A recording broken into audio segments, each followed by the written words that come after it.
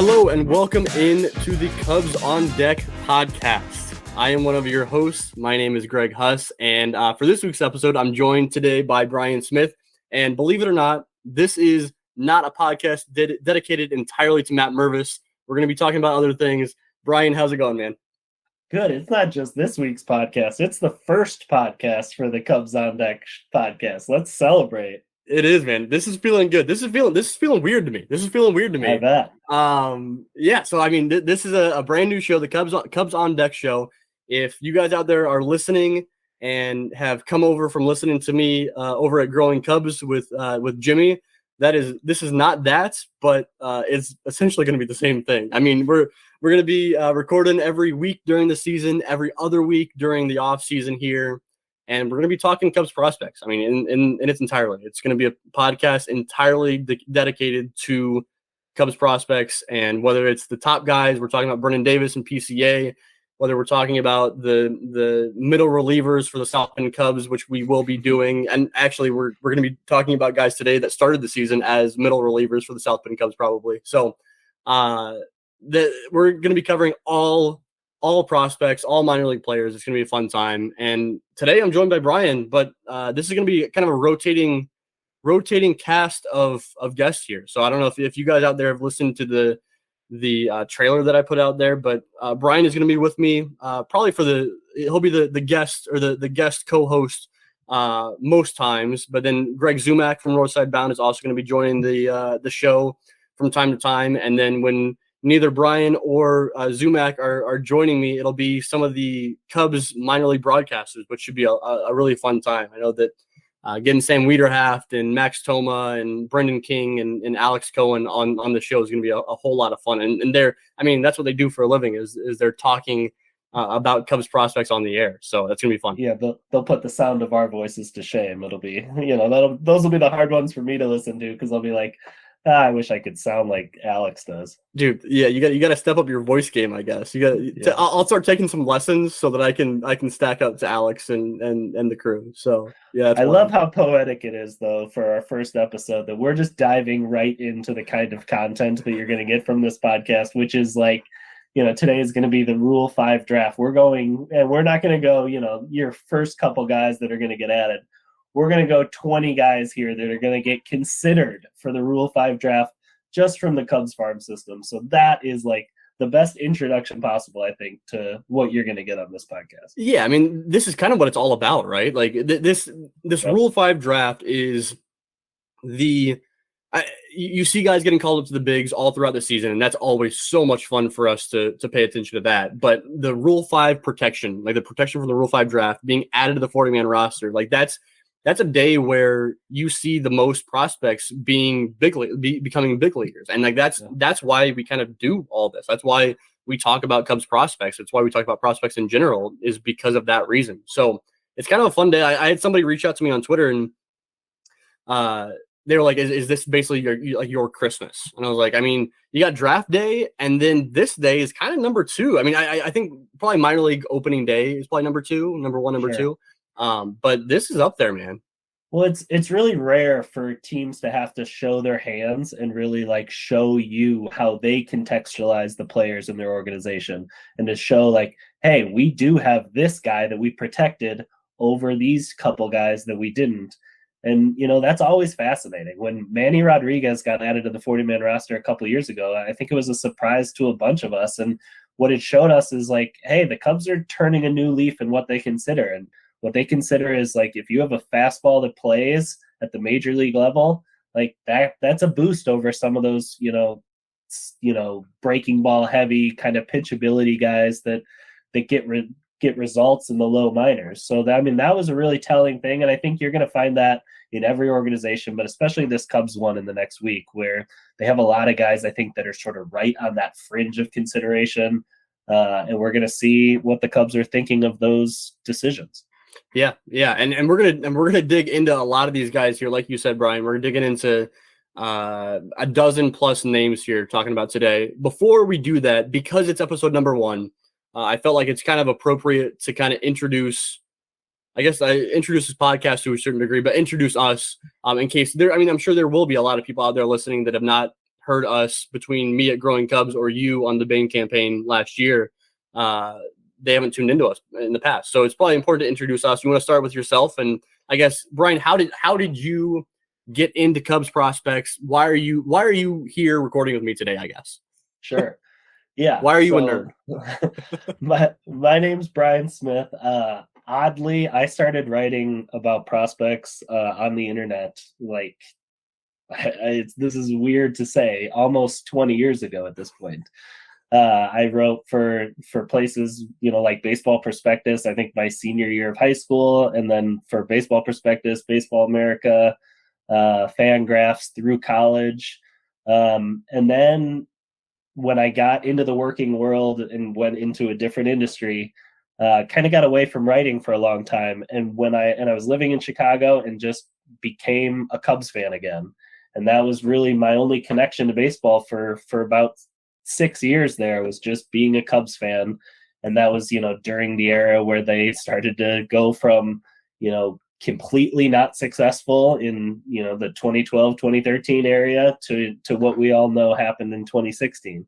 And so that, not only did that sort of bring back just a deep, deep love of the Cubs again, but it also brought back an interest in seeing how these rises happen and where they come from. And, being able to see not only Kris Bryant from, when he was in college, to be like, oh, I really hope the Cubs draft Kris Bryant today and watch him become the MVP. But, somebody like Wilson Contreras, who was not a top 30 prospect for a lot of years. And then, something happened in his development that turned it on, and he becomes the difference maker he is for the organization. And I think more than anything, those are the stories that I love about the minor leagues, are the guys that come from nowhere. And that if you could have kind of seen one skill when they were in A-ball, those coaches that can see those skills and use that as a launch pad to develop someone into a productive major leaguer, I think that's the most beautiful thing about baseball.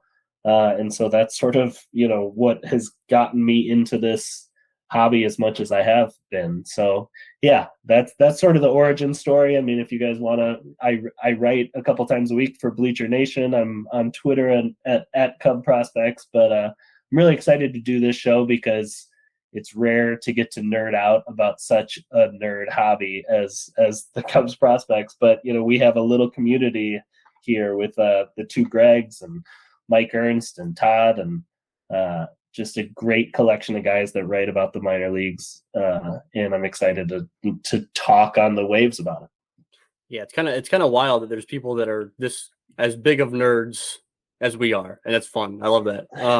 And we saw that, right? Like I've seen that, like, people are interested in podcasts like that. Like, people are interested in these topics, and like I said it, like in the trailer, I said it, where like Cubs fans are so prospect obsessed, and I can't say that I know other organizations and other how fans react to prospects in other organizations, but it would be wild to imagine that other fans of other teams are this crazy about prospects as Cubs fans are, because they're just so passionate and so knowledgeable about the guys coming up through the system. And I have people like every single day, like, telling me information about prospects that I was not aware of.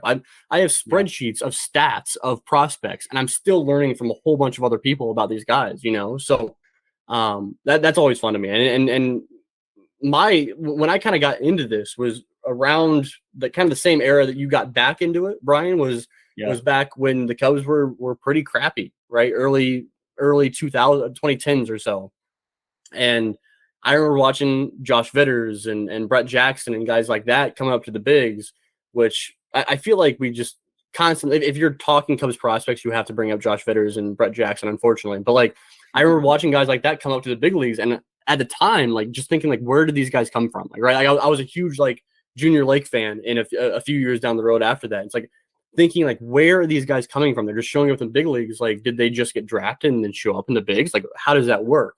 And so that's why I started digging into prospects. And at the time, I was just like looking through box scores, right? I looked through box scores of the Boise Hawks and Iowa Cubs, like all up and down the levels. But and then eventually, like, you keep up with the box scores so much that you start watching on MILB TV.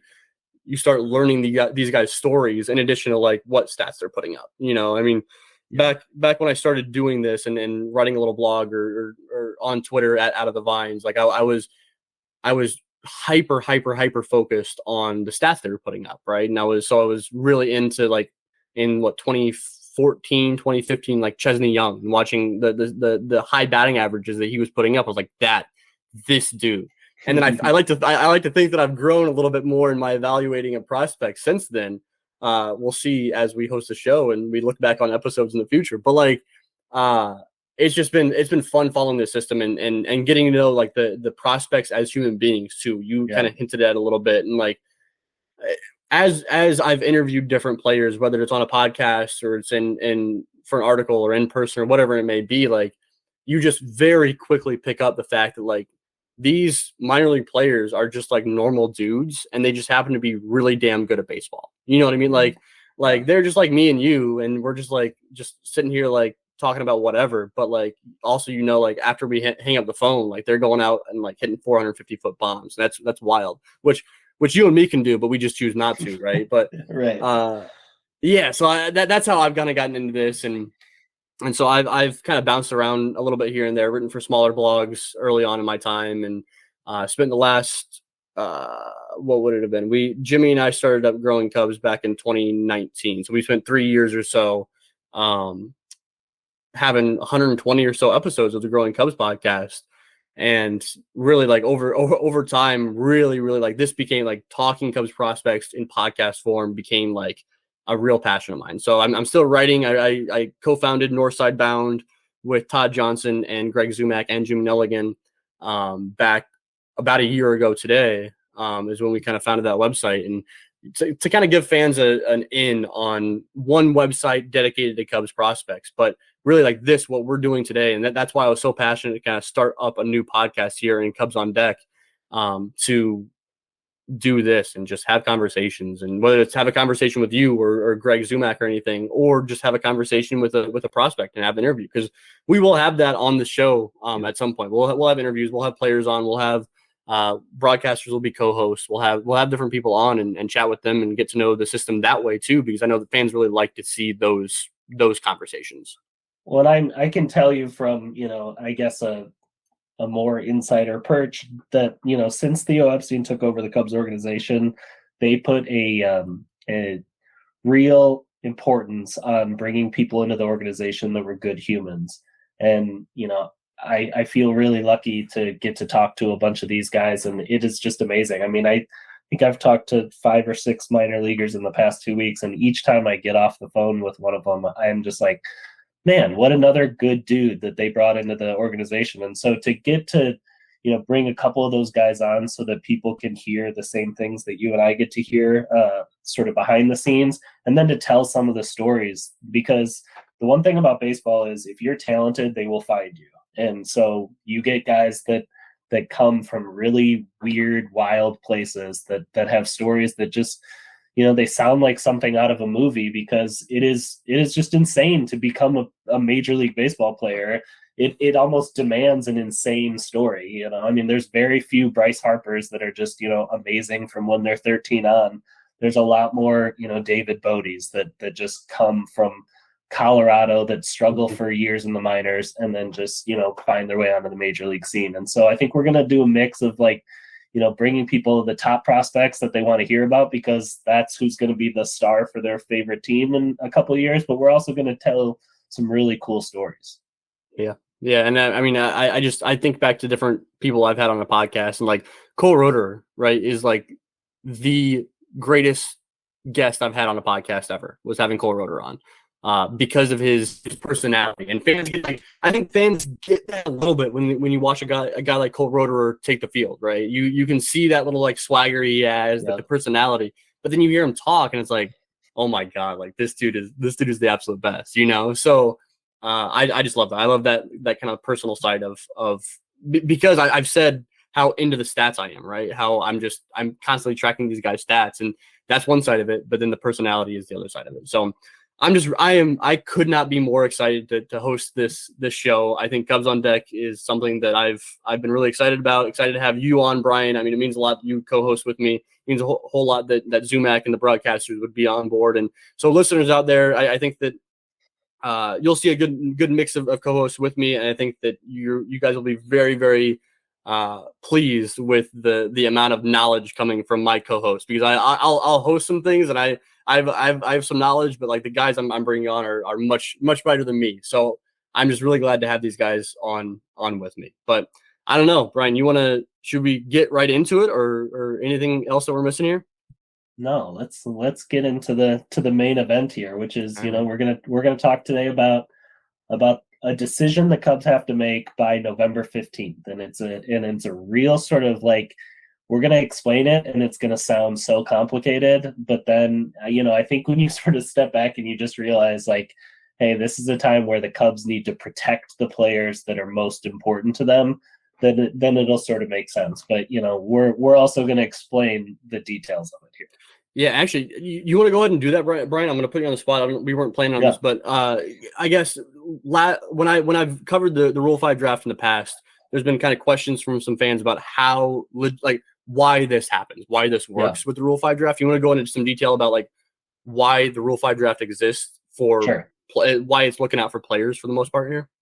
Yeah. So when you sign a minor league contract, you become sort of you're part of the organization that you sign a minor league contract with for basically 6.5, basically 7 seasons, which is a long time to be committed to one organization, especially for guys in the minor leagues that don't make a lot of money and don't have a whole lot of rights and things like that as far as their baseball playing goes. So the Rule 5 draft was created basically as a way to tell these organizations, hey, you can't just stash guys and leave them in the minor leagues and like not give them a hope for the entire 7 years.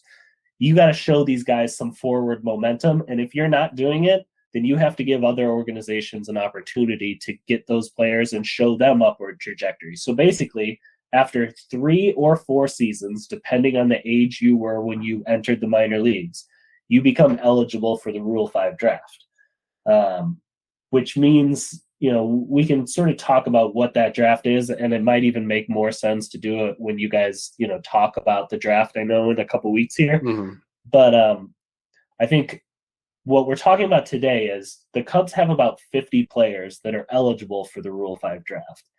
And what they have to decide by November 15th is which of those players they want to protect from the Rule 5, which means guys that are eligible, that the Cubs want to say, no, you can't actually take that player from our organization. And to do that, they add them to the Major League 40-man roster, which doesn't mean that they're going to necessarily play in Chicago, but it does mean that a lot changes for that player. That player's path to Chicago, becomes a ton easier. The amount of money they make changes. And, basically it's a way of knowing your standing in the organization, that they actually do think that you are going to, you might be a depth piece for the next few years, or, in a couple cases, like they think you're going to be a really meaningful piece of the team and for multiple years to come. So this is a time where the Cubs have to decide who are the people that are, that we couldn't even stomach the idea of someone else taking out of our organization. Yeah, and so that's why this conversation becomes so in depth and so important to talk about. And there's a lot of different conversations happening regarding this topic, because not only I think you kind of explained it really well. I kind of clipped a paragraph from your article recently at Bleacher Nation, where you're not looking for guys that necessarily performed the best this past season in the farm system. It might be that, but more or less you're wanting to add a guy to the 40-man roster to protect him from the Rule 5 draft, because you have the mentality that another team will poach him away from you come December. Yep. And so you have to look at these picks that we're gonna go into, and we're gonna detail all these guys. You have to go into that with the mindset of, will this guy get selected away from us in the Rule 5 draft if we don't protect him? If the answer is yes, we probably do want to add him to our 40-man roster. If the answer is no, then we're probably safe, even if we see him as an integral part, as a part of our team in the major league, at the major league level in future years. We still might not protect him. So That's the very, very quick and dirty explanation of why you would add a guy to the 40-man roster and protect him. But the Cubs have 3 guys right off the bat here that are pretty much locks to get added to the 40-man roster. Do you want me to go ahead and dig into your guy here first that you want to kind of go into some detail on here? Well, I think what I like the idea of is the first player that we're going to talk about on this podcast. I think it makes sense to start with the guy. If you're going to have a Cubs prospect podcast in the last 3.5 years, 4 years, the guy that you're going to talk about first is the guy we should talk about first today. It's Brennen Davis.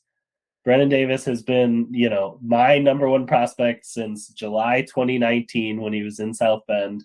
And, I think that number one designation is probably up for some debate this offseason.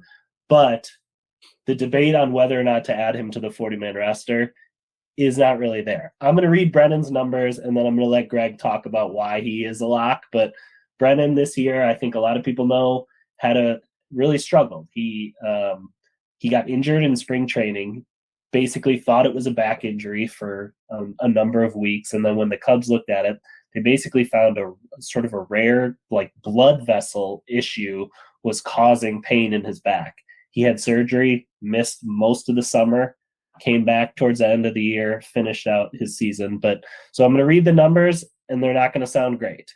But then Greg, I think, is going to be able to tell you why you should not sort of have completely lost faith in him as a prospect. So Brennen this year, 180 batting average, 299 on base percentage, 298 slugging percentage, only played 53 games, had 5 home runs, struck out 65 times in 178 at-bats.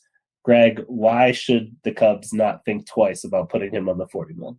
Forget about it. You just read the stats for no reason. No reason. Yeah, I think with Brennen Davis, I'd be curious to see other guys in past Rule 5 drafts who's been protected with numbers as bad as what Brennen Davis put up in the year prior. It's kind of a weird exercise. I wouldn't know how to begin looking all that up without taking a long time to do it. But yeah, I think with Brennen Davis, I've made the argument that going into next year, he should still absolutely be the number one prospect in the farm system. I think that you kind of approach this past 2022 season as just a lost year for Brennen. I think it started with he was probably putting up rough numbers regardless of even taking into account the injury that he had early in the season. The plate approach numbers were not great, all that good stuff. But the way this guy, I feel like with what happened this year, we forget about how quickly he flew up the system in prior years and how much he dominated every single level he was at. He would get to levels, he would kind of feel it out a little bit, and then he'd absolutely take off. Even with the injury concerns from this past year, I know we've been dealing with some back tightness, and that kind of kept him out of the Arizona Fall League. But the thing with the Arizona Fall League is we weren't even expecting him to be there this year. So that was all kind of icing on the cake if he performed in the Arizona Fall League. So I think we're approaching the 2023 season with Brennen Davis as in the same position we approached in 2022, that he's got to we're expecting him to start off the year in Iowa and hope to really, really hit to get up to the major leagues in midseason. And I think long-term, you still project Brennen the same way, at least I do, as a corner outfielder who can maybe play some center field right now and do a decent enough job in center field right now. But he's going to ultimately be in the corners, hit for some power, have some speed on the base paths, not necessarily stolen base speed, but just like the kind of Chris Bryant good running speed, if that makes sense. I don't know, Chris Bryant never stole any bases, but it was a pleasure watching him go first to third. Yeah. That type of vibe from Brennen Davis. You're right. I think that PCA has a legitimate argument to be number one in the system, but in my eyes, Brennen Davis is still number one. If you have a guy that's the number one prospect in the system and he's played in AAA, no brainer to get added into the 40-man roster and protected from the Rule 5 draft. He will be selected 1-1 if he was not protected. So I think that's kind of where I stand with Brennen Davis. I don't know if you want to add anything else to that. Yeah, I went down to Arizona in March of this last year for spring training, and I think it's worth remembering where he was then. He spent most of spring training, hanging in the major league side of camp. Yeah. And I think, probably still about March 15th or March 20th. I mean, I think the Cubs thought of him as the third best hitter they had in major league camp. There was Wilson Contreras, there was Ian Happ, and then there was Brennen. And I really think that is the Cubs even then thought that was true. Seiya yet hadn't really gotten going yet. I think they probably thought he was going to be right in that mix. Nico's breakout was still sort of in its infancy. But I think the Cubs really did like the talent he had shown. He'd made a couple swing changes and he'd gotten a ton stronger over the winter. The Cubs' optimism on March 20th was so high for Brennan Davis. I don't think there was any way that they thought that it would be November 9th and we'd be talking about him not being on the 40-man roster. So just because they never actually ended up calling him to the majors because he got hurt doesn't really change the fact that they went into the calendar year of 2022 knowing that they were not going to end the calendar year of 2022 without Brennan on the roster. He's on. We're 6 days away from it. Congrats, Brennan. Absolutely. I mean, it's to me, of all the three guys we're talking about at first, the most no-brainer, and one of the most no-brainer options we've had in years in terms of protecting for the Rule 5 draft. All right, we're gonna get back to the hitters here in a bit, but if we're going on the hierarchy here of levels and how high they are up the system, I think it's appropriate to kind of dig into our next guy here, which is Ben Brown, who was acquired this past season in a trade with the Philadelphia Phillies for David Robertson, who we might see come back to the Cubs this offseason. I don't know. But Ben Brown this year, between levels with the Phillies and levels with the Cubs, he started in high A with the Phillies and then came over to the Cubs and was in double A. He threw 104 innings combined, and there he had a 3.38 ERA and a 1.17 whip between the two levels. And opponents hit 221. He had a strikeout rate approaching 35%, had a walk rate south of 9%, which is a pretty crazy strikeout to walk ratio there for Ben Brown. Ground ball rate was at a decent clip there at 43%, and his CSW was 33.5%. So really, really good numbers across the board. I know that you like his pitch mix that he has to play with. Why is Ben Brown a no-brainer to get added to the 40-man roster here in a few days? So, a guy's Rule 5 eligibility is not a secret. You can project what guys are going to be eligible for the 40-man going into each offseason. So the Cubs acquired Ben Brown for David Robertson, knowing that he was Rule 5 eligible this year. And the day that they acquired him, they knew that they were going to put him on the 40-man as long as he was healthy going into the offseason because of what he'd done with the Phillies. And then he came over to the Cubs, and everything he did with Double-A went up to Double-A and continued striking people out. I mean, we ran through those numbers quick. The 35% strikeout rate is ridiculous. That is a really crazy number. And this is a guy that came back from Tommy John that he had, I believe, in 2020. 2021 was sort of working his way back, had an injury hiccup or two. But this was his breakout season. This was the year when he put it together. He had a fastball that ran up to 98 miles per hour a lot, that he holds. I mean, the Phillies have their pitching prospects pitch a lot longer into games than the Cubs do. So, I mean, he had a couple starts this year that were like 6-7 innings that he's holding 97 into that last inning of work, which is pretty incredible for a player of his age. And then the big thing that took off was he has his secondary pitch. I just actually talked to him last week. I wrote about him and talked about his second pitch, which is a curveball that basically is like almost like Shane Bieber's slider. It's a curveball that he throws at like 85 miles an hour, which when I started watching it on video, I asked some people, I was like, that doesn't look like a curveball to me. That looks like a slider. It moves horizontally. It's thrown way too hard to be a curveball. But, I talked to him and it is a curveball. He actually also has a slider as well. But that curveball is just wild. I mean, it is a unicorn pitch. It's not like a pitch that a lot of Major League Baseball players have. And that is really, I think, why the Cubs like him. The Cubs love pitchers that are weird in the sense that, they do things that hitters don't see very often. And Ben Brown has that pitch and that curveball. And then he's got a fastball up to 98. They're going to work on some stuff in terms of, of mechanical athleticism. They're going to work on the third and fourth pitch in his arsenal. But when you have the first two that he has and you have the success all the way up to Double-A, that's what a no doubt candidate looks like. He had the highest strikeout rate of anybody with his amount of innings pitched in the entire Cubs system. He had the 6th best walk rate with his amount of innings pitched in the Cubs system. He threw. That part's pretty crazy. I mean, also have the walks be that low. He had less than 4 pitches per plate appearance, which is kind of the if you're under 4 pitches per plate appearance, you're looking pretty decent in terms of efficiency. I just like every number you look at with Ben Brown was just off the charts. His strikeout to walk ratio was, I think it was 2nd best in the system, minimum 50 innings pitched behind Jeremiah Estrada. If it's Jeremiah Estrada and Ben Brown, that's pretty good company. And Ben Brown had twice the innings pitched as Jeremiah Estrada this year. So, I mean, numbers across the board look terrific. The stuff, like as you mentioned, looked terrific. Ben Brown, if Brennan Davis is a no-doubter, as is Ben Brown. Yeah, so we're going to go to the next player. The next player, we're going a little further down the ladder here. And, I think it's going to be useful to talk, not even, I mean, we're going to talk about the talent, but we're also going to talk about why a player this far away from the majors is still going to be added to the 40-man roster. And it's Kevin Alcantara, who the Cubs acquired for Anthony Rizzo in 2021. And then he came in and this year had, just an absolutely incredible season with the Myrtle Beach Pelicans. It was his age 19 season.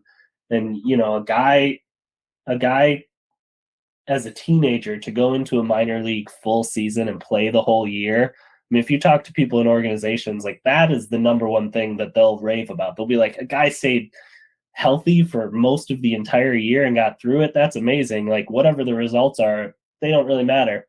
Well, the results were pretty incredible too. 273 batting average, 360 on base percentage, and 451 slugging percentage. He had 15 home runs and 14 stolen bases in 112 games. He's a really special talent. Greg, talk about why the Cubs are going to add him to the 40-man. All while playing in Myrtle Beach, which is so difficult on hitters, which makes it even more impressive. So Kevin Alcantara is kind of a different story than a guy like Ben Brown and Brennan Davis, because if Brennan Davis and Ben Brown were not protected from this Rule 5 draft, they'd be selected and they would, to whatever degree you want to look at it, hold their own at the major league level. If Kevin Alcantara was selected and had to be on the major league roster in 2023, he would be extremely overmatched, and that's no fault. He hasn't played above the low A level, right? He hasn't played even in high A, let alone the upper levels of the minors. So he would be selected. He would be stashed on a major league roster, and stash is the true word. That a team would play him as little as they possibly could, and they would just use him to potentially move back down to the minor leagues in future years, because the rule is for a player, he has to stay on the major league roster for that season. But then after that, once he gets through that entire season, if he's not on the IL, he then has to move back down to the minor. Then he can move back down to the minor league level if they want him to do that. And so that would be the approach of another team selecting Kevin Alcantara, is that he has such great upside, right? He has such great talent. And he's also produced, like you said, Brian, that a team wouldn't care if he wouldn't perform at the major league level in 2023. They would see that upside and say, well, in 2025, he would be performing very well at the major league level. And so they'd be willing to take that risk on a guy like Kevin Alcantara. So the Cubs can't really afford to not add Kevin Alcantara because of his true prospect status and his upside that he has. He'll get added. He'll get added come Tuesday morning.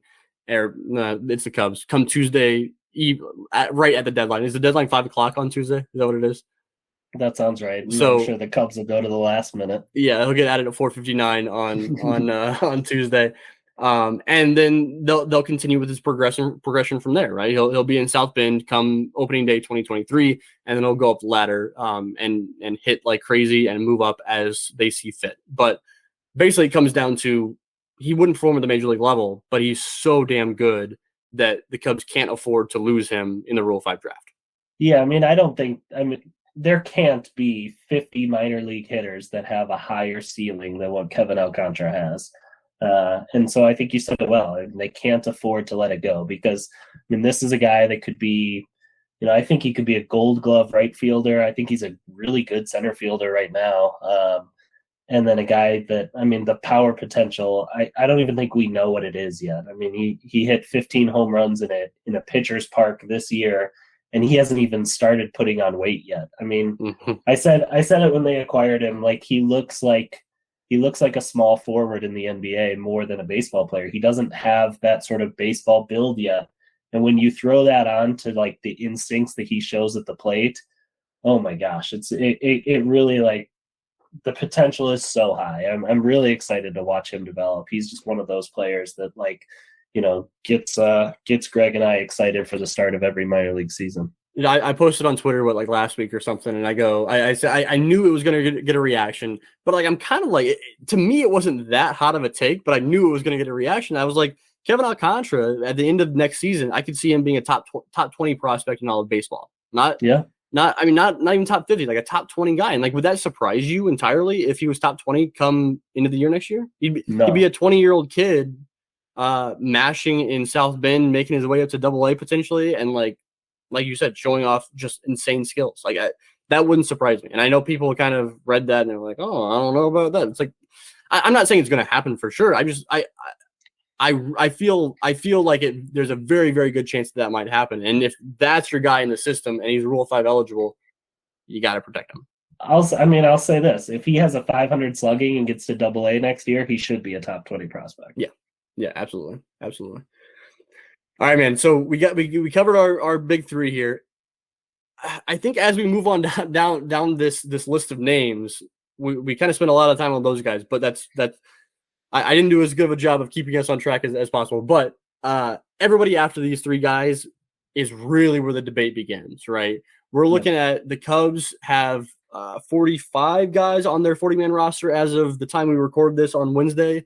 They'll knock some guys off by non-tendering them. I kind of see the 40-man roster being down to 33 to 35 or so. So they'll be able to add a few prospects. Those three guys will get added: Ben Brown, Brennan Davis, and Kevin Alcantara. There's a whole bunch of other guys kind of vying for probably one or two other slots, don't you think, as far as being added to the 40-man roster? And so we're gonna run through quite a few names here, but just know there's only one or two slots available for prospects to be added.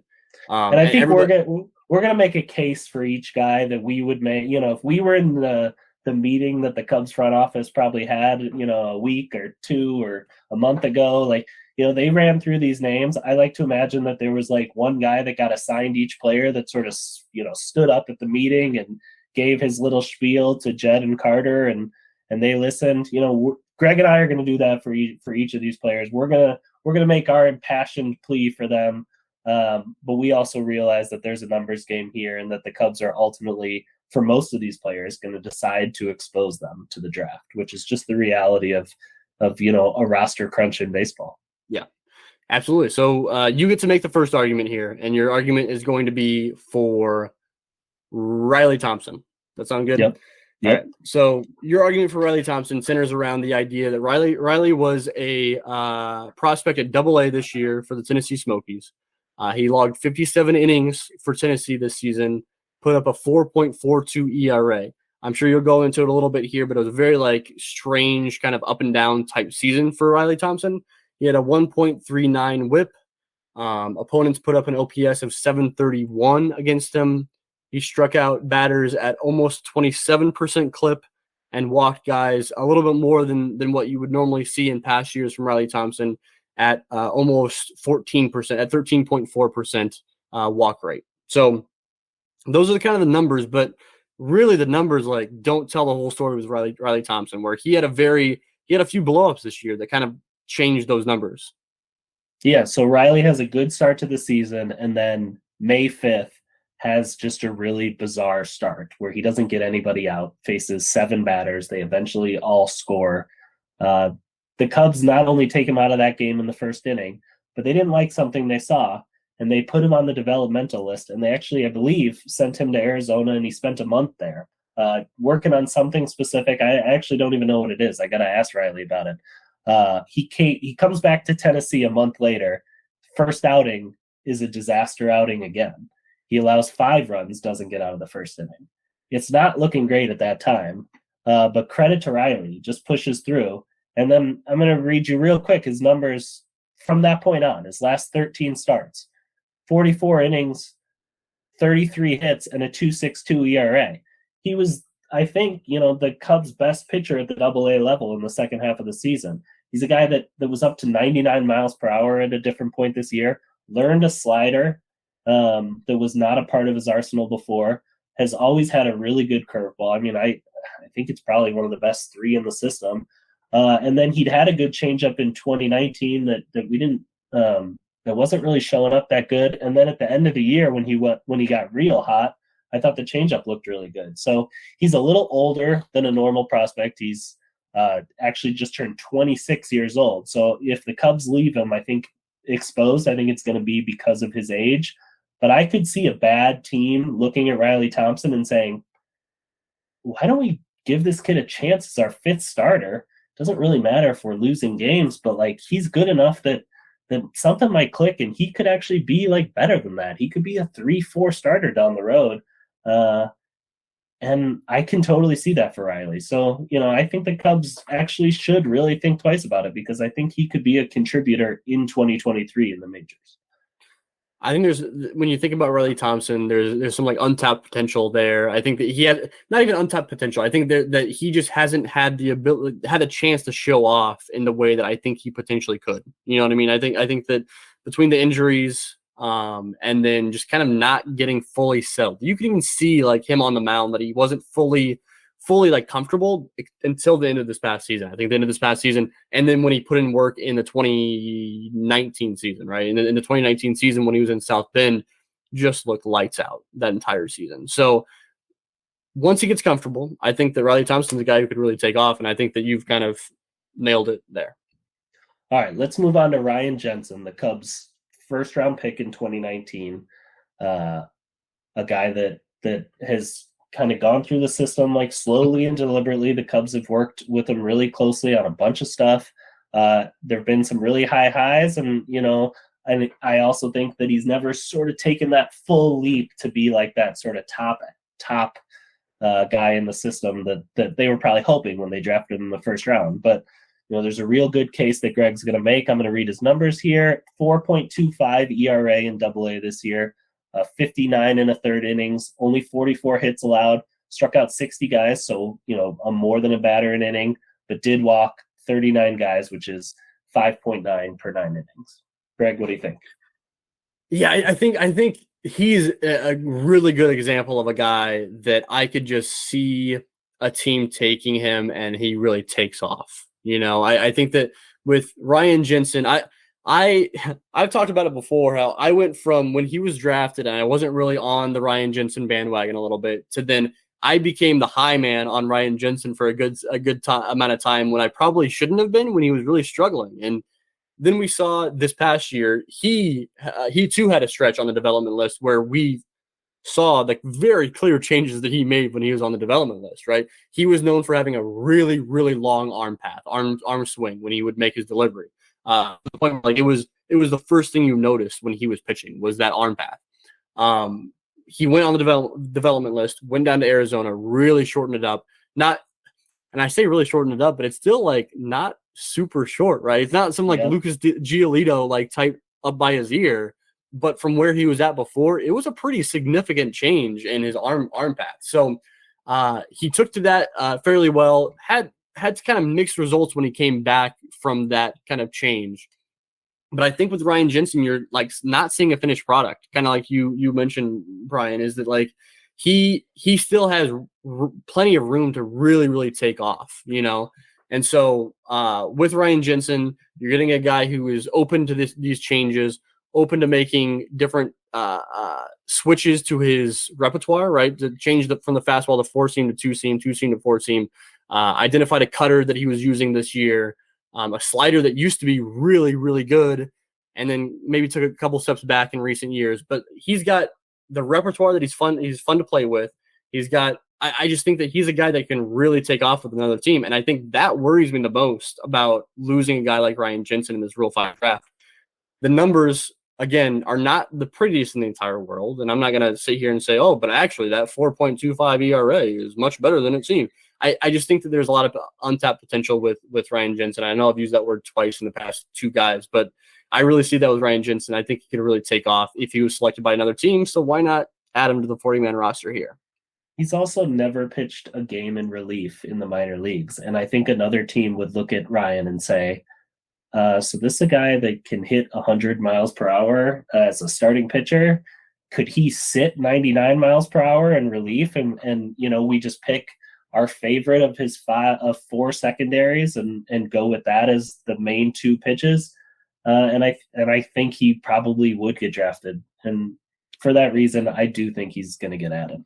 For that reason, I'm in. Yeah. I think that Ryan Jensen is a good example of whether you want to keep him as a reliever long term, or if you want to do the Keegan Thompson kind of Justin Steele type thing where you work him as a reliever at least for his Rule 5 draft year, and then move him into a starting role in the future. I think that's a really, really good possibility if he were to be drafted by another team in this draft. All right, we got another pitcher here. Actually, we got a few more pitchers here, and that's worth kind of pointing out too, right? That it's way more common to see pitchers selected in the Rule 5 draft than position players, because in past years it's been a lot easier to hide a pitcher in the back end of your bullpen, not the back end of your bullpen, like the kind of the innings eater role in your bullpen for if you're out of games or if you're way ahead in games and stuff like that.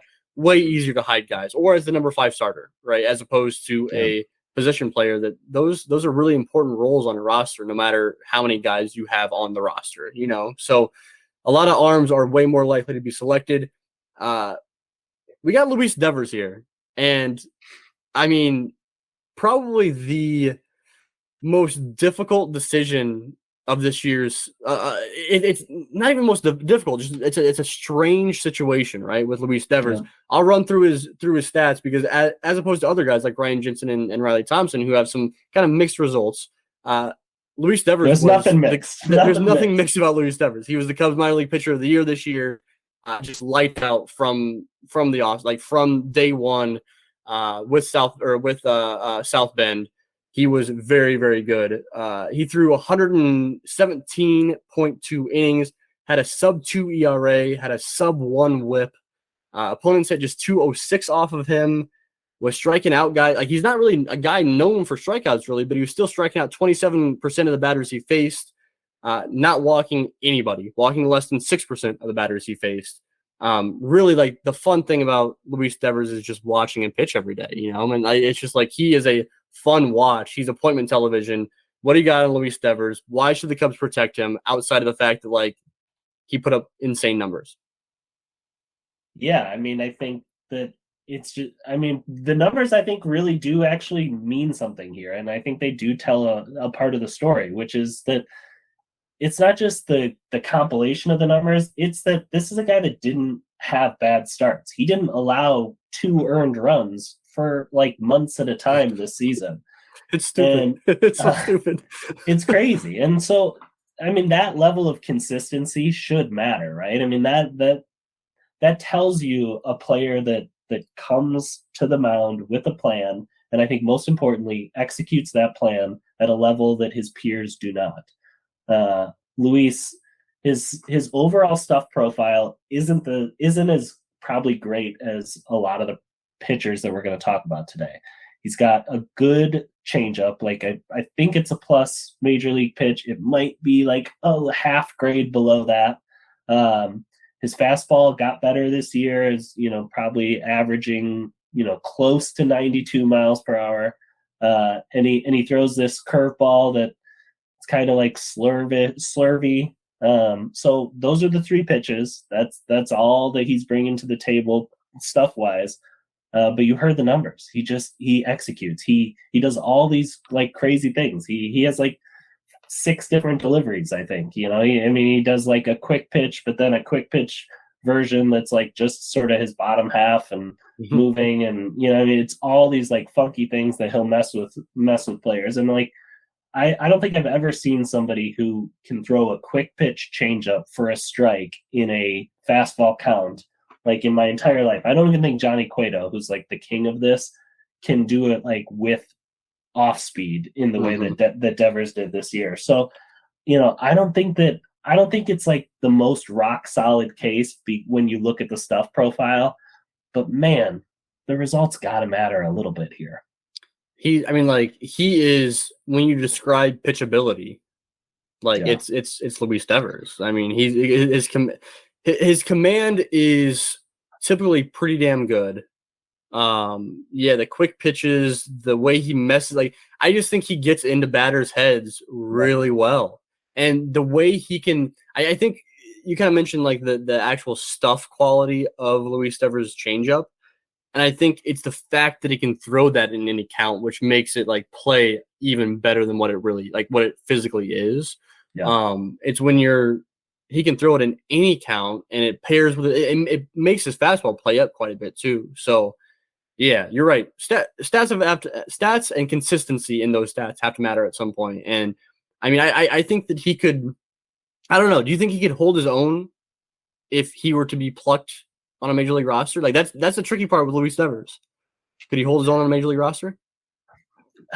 Man, I struggle with that. I don't know for sure, but I would think that the team that would draft him just wouldn't care, right? He'd be like, it'd be a bad team. He'd be their long reliever, and they'd be working with him, like his bullpens for that team, like behind the scenes, like just working with coaches in the bullpen would be more important to that team than anything he did on the mound. If he had a 8 ERA for the season, like they would just live with that because they'd be like, we're building to 2024 here. We're trying to get you up to 94 to 96 miles per hour, which he has shown that he can touch in the past.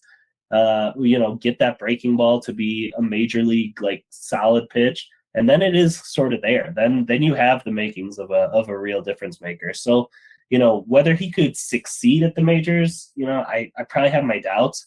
But whether the team that falls in love with him will like care at all, they probably won't. Yeah. All right, man. Let's keep moving forward here. This is going to be a longer episode than I promise listeners. We will not have episodes this long in the future. We're going to try to keep it under an hour for sure. But we still have a few names that we want to run through here. I think us kind of chatting about whatever at the beginning of the episode probably didn't help us out here. Cam Sanders. Quick hits. Yeah, some Cam Sanders and Danis Correa, right? Those are two now with Cam Sanders being moved to the bullpen. These are two fireballing relievers. Really good fastballs. And kind of one other decent looking pitch. I think both sliders for both guys. I don't know if you want to talk about any other pitches for either of these guys, but I mean it's pretty common to see relievers taken in the Rule 5 draft. So you really risk losing a guy like Cam Sanders, who recently converted to the bullpen, or a Danis Correa, who has been really good for the past 2 years now out of the bullpen. Yeah, I don't think these guys are going to get added because I think Ryan Jensen is going to get added, and it's sort of a similar profile. If you're sort of thinking about Ryan as a reliever that also can get to 100 miles per hour like these two guys can, I will say that I think Cam Sanders is going to get drafted in the Rule 5. I mean, like that's sort of my prediction from the episode. He's a guy that just converted to relief at the end of the year.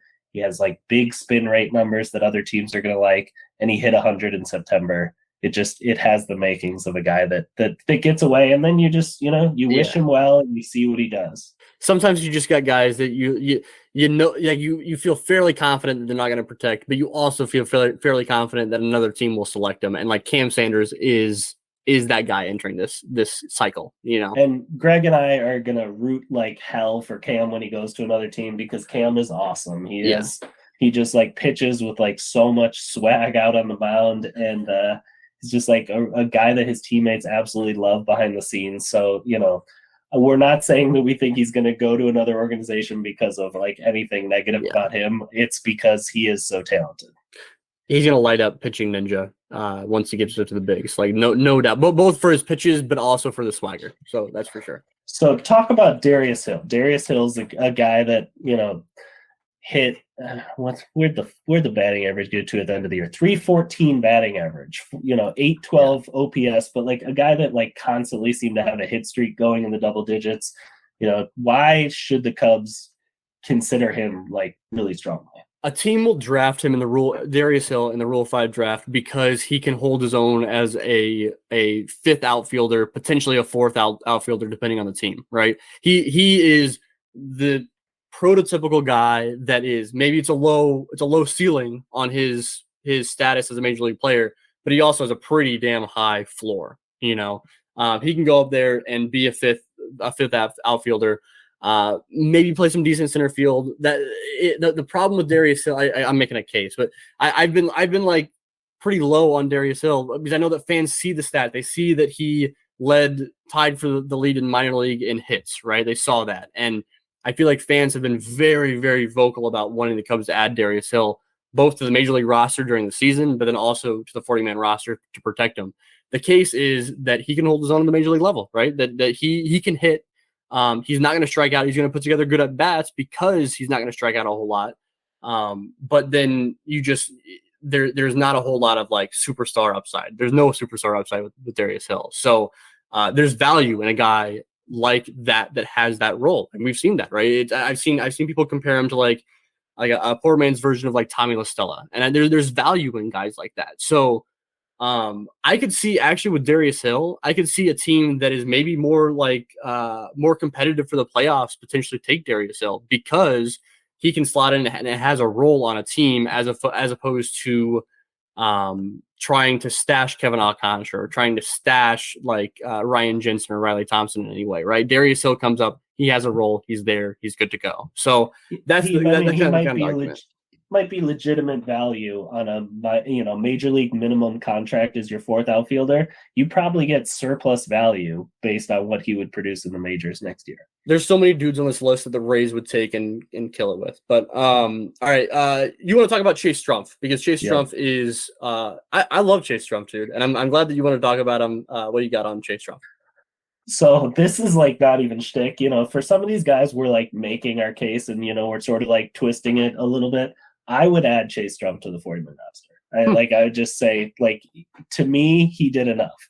Former second-round pick, so a guy that has a lot of pedigree, a guy that got better in 2022 at a higher level, like in AA, he walked more than he did in 2021, hit for a ton more power than he did in 2021, played a lot better defense. I mean, he was voted the best defensive second baseman by Southern League managers in Baseball America magazine. I mean, this is a guy that you could look at as a utility infielder that you can sort of plug and play at different positions that could get you sort of probably find his way to 15-20 homers if you give him 350 to 450 plate appearances in the major leagues. I mean, I've sort of compared him in terms of what he could look like in the majors, in terms of like roster role to Kike Hernandez, probably a different, outcome in the results, but, a guy that can just jump around different places and then come and have a really professional approach at the plate. There's a lot of strikeouts there, but I think there's too many positives. And, this is a guy that you gave a 7-figure bonus to that really performed in AA this year.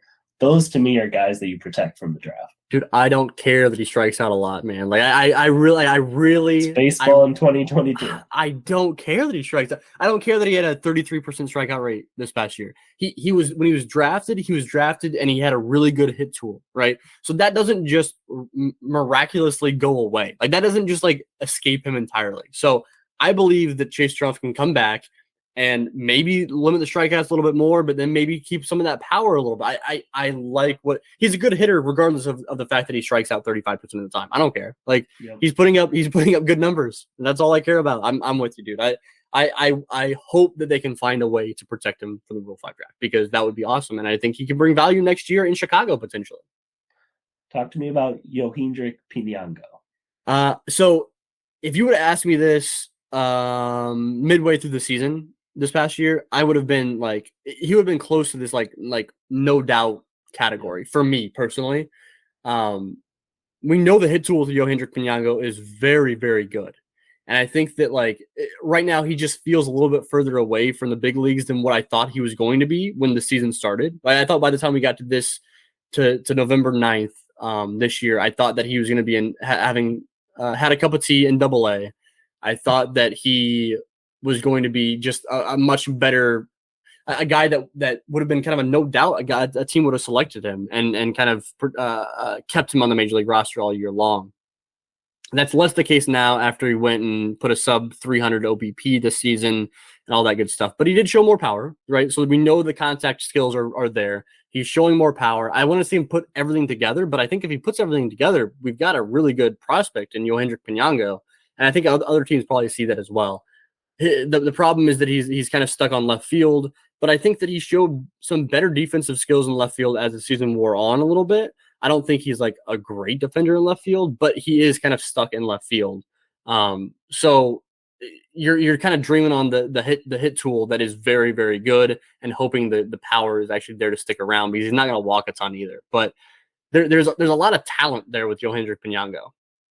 Just ran out of steam, really. I mean, his numbers exactly. the last 2 months were really bad. But I think, like you said before that, he was like looking like a dude, and I think he's going to get back there. Let's talk about an underrated dude in Luis Verdugo, because he might be the most underrated prospect in the entire Cubs system, I'd say. Yeah, I mean, I think one of the best defensive players in the system. He played just pretty much exclusively third base this year, but he was so good at it. I mean, he was a shortstop in the past that moved over there, and it's just one of those stories you hear, like, why do you always want so many shortstops in the system? It's because they go to other positions and they are incredible at them, and Verdugo is that. I think he's going to be a plus defender all the way through at third base. And then he grew a little bit this year, so he's taller, which tells you that power should be coming. He didn't really hit for it this year, but he had a couple home runs that you'd watch and you'd be like, oh, that didn't look that difficult for him. It didn't look like that was super fluky. And so I think that there's a really good chance that he does become, sort of like an average power guy down the road. You mix that with plus defense at third, maybe a team even looks at him and say, I think the Cubs gave up on him at shortstop too quickly. I could see that happening. I could see another team like having their scouts fall in love with Verdugo and being like, we can't miss an opportunity at this guy, because that was, if you look at the Rule 5 draft like 15 years ago, that was one of the most common picks, was like a minor league sort of toolsy shortstop that had sort of wasn't in like top 10 in his system's rankings, but a guy that a scout just really dug, and teams would give chances to those types of players. And that's what Verdugo is to me. Yeah. All right, man, we got kind of a list of kind of deeper cuts here. We will not go through the full list here. But there's one guy that I want to hear from you before I get into my guy. Jake Reindl is fun, man. Like his stuff, like that slider is gross. What do you got on Jake Reindl, and why the Cubs should protect him if they so choose? Like what's the argument for him, I guess? So quick story. I'm gonna take a little longer than my 20 seconds here on Jake Reindl, because I just talked to him and he told me this good story, which is that when he was at Arkansas, he was a guy that had different arm slots. He pitched mostly 3/4 arm slot, but he would mix it up some to mess with the hitter. So he was pitching in spring training last year, and he was playing with different arm slots. And Craig Breslow walked up. I think it was like the first inning that Craig had watched him pitch that spring, and he saw Jake throw a pitch sidearm. And I guess he called Tony Kugel over and talked to him between innings, and he said, "Tell Jake to throw the next inning exclusively sidearm." And Jake's career has taken off. The Cubs, I think the Cubs have played with that arm slot even a little bit more to find like the exact right one. It's sort of like a 5/8 arm slot almost. But I think it's really like given him serious major league potential in the way that Scott Efros did when the Cubs changed his arm slot. I think like if he's 94, 95 with a fastball, and I think that slider is even more than plus, like I think he could be like a 265 on a 20 to 80 scale pitch reliever from a funky arm slot. I think like he's a guy that, if a team drafts him, that is a smart organization, if the Tampa Bay Rays, if the Cleveland Guardians, if the Dodgers, like if they draft him, we're going to look at ourselves and be like, oh no. Damn. Yeah, I mean, I listened to an argument that Jake Reindl has the best secondary offering in the entire system. That slider is that good. Yep. Yeah, man, you're looking for guys that do things that are unique, and Jake Reindl is very unique. He may be a 1 inning reliever, but he does something unique. That arm slot is unique, and the slider is damn good. So Yeah, I didn't realize that story. That's a good story about him. All right, who's your sleeper? Giovanni Cruz is my sleeper. I'm getting a little bit of different situation. I'm getting a little bit of Manny Rodriguez vibes from Giovanni Cruz, in that he might be a big, we were surprised about when they added Manny Rodriguez. Like, he was kind of on our radar to a certain degree, but not. I don't think the majority of us expected Manny Rodriguez to get added to the 40-man roster. Giovanni Cruz is kind of that sort. We know the stuff from Giovanni Cruz is very good. He's got the slider that's really good. The fastball, he can run up there in the high 90s. He's got the stuff. He just has not been even remotely healthy over the past few seasons. You got the COVID year, and then he missed 2021, and then he came back and looked good for very short outings, but missed a significant amount of time this year in 2022. Just not healthy. And so I think that other teams have not been able to scout him, and so that's like the downside. I mean, that's the reason why you might not need to protect. Like, you probably don't need to protect him, because scouts haven't had their eyes on Giovanni Cruz. But in terms of talent wise, I think that he's definitely in the realm of possibility of being protected. I just think that the Cubs probably take a chance because they know that the scouts haven't seen him, and they probably won't select him in the Rule 5 draft. But talent wise, and I think that he's right there. And I wouldn't even and I know he hasn't played above high A ball. He hasn't played above South Bend, but I think that he could absolutely stick in a major league bullpen for a year in terms of using him the right way, hiding him, not caring too much if he puts up a 4.5 to a 5.5 ERA. I think Giovanni Cruz could hold his own to whatever that means. You know what I mean? Yeah. So he's kind of my sleeper of this group. All right, I'm gonna just read off the rest of the names we have on the spreadsheet. I'll give a quick, little half sentence about each. Pablo Aliendo was the Cubs catcher in high A this year. Really athletic, sort of projectable guy that if a team looked at and thought that he might unlock something this winter, I could see someone falling in love with him. Bryce Ball, the Cubs acquired for Jock Peterson, big first baseman, tons of raw power, improved in AA this year. Kane Euchert, a guy who pitched in AAA Iowa this year, struggled a lot, but tons of raw stuff there that you would like. Brendan Little, Tampa Bay Rays for Kane Euchert, right? Brendan Little actually pitched in the majors this year. He came up, I think he was a COVID replacement, wasn't he? Yeah, he was a COVID replacement up in Toronto. Yeah, up in Toronto. And had a really good year in AAA. I think a guy that is going to see his slider ranked really highly by other teams on their stuff metrics. Michael McAveen is a former high pick by the Cubs that pitched most of the year in South Bend as a reliever. Had a really good bounce back season after missing last year with an injury. Just a really good story, and a really good dude coming back from a tough, frustrating year off. Cole Franklin, gosh, we got so far without mentioning Cole Franklin. I know. One of the most talented guys in the organization. Yeah. I think the only reason that we haven't discussed him is the year didn't go great for Cole, but man, his ceiling's probably the third highest on this entire list. I mean, just a super, super talent, up to 100 miles per hour, plus changeup, pretty solid curveball, gonna work on a slider this offseason. A lot to like about him. And then the last one to mention, Chris Clark, similar to Cole Franklin's build, but totally different pitcher. A guy that executes, sinker slider guy that really got the job done in AA this year. Big results out of Chris Clark, and a guy that I think teams could see as someone they could plug in right away.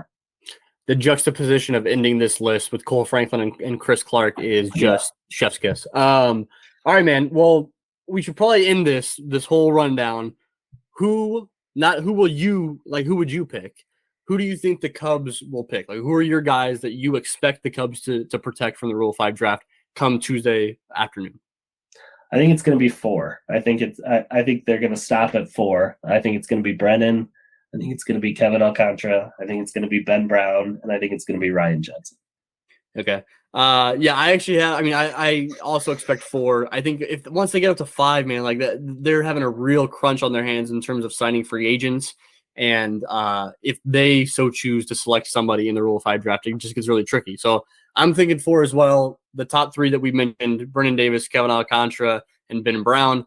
And then I have it down between Ryan Jensen and Riley Thompson. I think that I'll say Riley Thompson to be different so we don't have the same 4. But I think that Ryan Jensen might be the guy But yeah, I'm thinking 4, and I'd love to see a surprise name, dude. I one of these guys that we just went through. I'd love to. It'd be so much fun to see one of these surprises.